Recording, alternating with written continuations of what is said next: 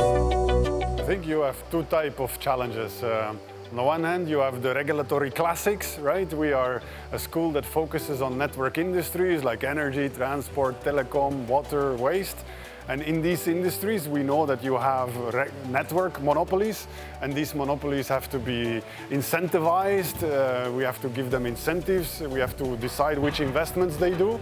And one of the classics in regulation is that it's not always easy to fully align the incentives of these companies with the interests of the public. So I think greening these infrastructures, greening these sectors is, from a technical point of view, also a challenge to adapt the incentives for this kind of companies. So we know that, right?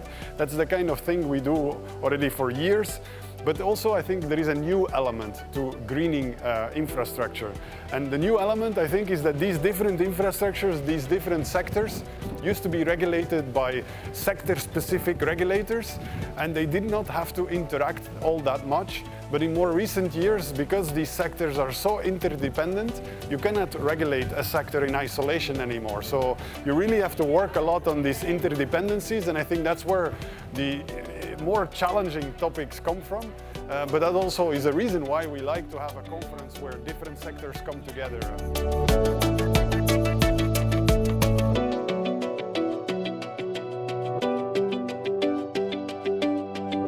So I think I already hinted that cross-sectoral is important because the sectors are more and more interlinked.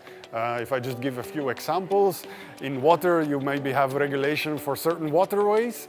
Okay, that's important from a water perspective, but waterways are also a means of transport. So that means that also from a transport regulation point of view, that's relevant. So we can more and more collaborate across sectors. Another obvious one is in electricity. If we all move to electric vehicles, that's a challenge both for the electricity system as well as for the transport system, where electric vehicles are part of a bigger mobility challenge. So we need to work across sectors within our school, just like regulators and policymakers have to work more and more across silos. But I think there is also an opportunity to connect through this type of conference with the rest of the EUI, because we're all sector experts, but in the EUI you also have more general expertise on sustainability or on digital. And I think this general expertise can also nicely come together with the more sector focus that we have. And I think in a conference we, ideally bring both worlds together.